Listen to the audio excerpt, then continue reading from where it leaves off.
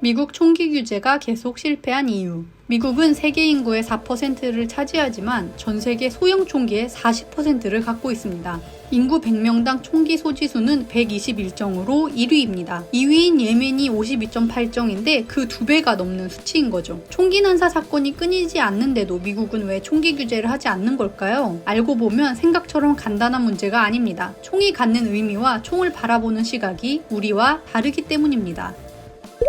미국 수정헌법 2조는 국민의 무장할 권리를 인정합니다. 규율을 갖춘 민병대는 자유로운 주정부의 안보에 필수적이며 무기를 소유하고 휴대할 권리는 침해되지 않는다고 명시하고 있습니다. 총기 소유는 헌법에 보장된 권리인 것이죠. 하지만 미국 역사를 알고 나면 이해가 되는데요. 1775년 독립전쟁 당시 영국에 맞서 미국이 승리할 수 있었던 배경에는 민병대의 활약이 있었습니다. 일반 시민들이 총을 들고 싸워서 승리할 수 있었던 것이죠. 독립을 가져다준 승리, 그리고 총기는 미국인들에게 독립과 자유의 상징이 됩니다. 총을 빼앗긴다는 건 독립과 자유를 빼앗기는 것과 다름없었죠. 이 사상을 바탕으로 한 게 앞에서 말한 수정헌법 2조입니다. 즉 미국인에게 총기는 누군가를 해치는 무기 이전에 나와 공동체, 국가를 보호하는 수단이자 권리로 받아들여졌던 거죠.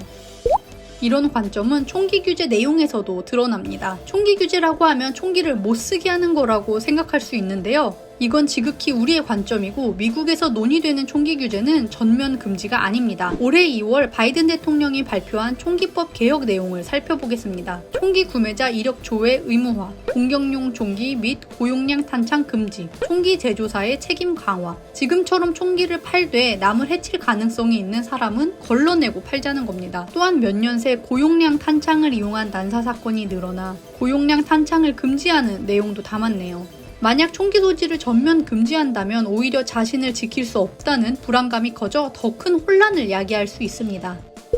그런데도 규제 개혁은 왜 번번이 실패하는 걸까요? 앞서 말한 대로 자신을 보호하기 위해 총기가 필요하다는 국민들 인식이 강한 것도 있고요. 다른 이유 중 하나는 전미 총기협회의 막강한 로비입니다. 미국 내 어떤 이익단체보다 커다란 조직과 자금력을 갖추고 있는 걸로 유명한데요. 회원만 500만 명. 중간 규모의 주 인구와 맞먹습니다. 이들이 로비 및 정치인 선거 자금에 쓰는 돈은 한 해 5천억 원이라고 합니다. 연방의원 절반 이상인 307명이 NRA로부터 후원을 받은 적이 있다고 밝히기도 했습니다. 이런 로비 자금이 정치권에 흘러들어 입법에 걸림돌이 되었던 겁니다. 그런데 지난 1월 세력이 약해진 RNA는 핵심 본부인 뉴욕 법인에 대해 파산보고 신청을 했습니다. 지난해 뉴욕 검찰로부터 공금 횡령, 불법 로비 등으로 기소된 후 소송을 치르면서 재정에 타격을 입었다고 합니다.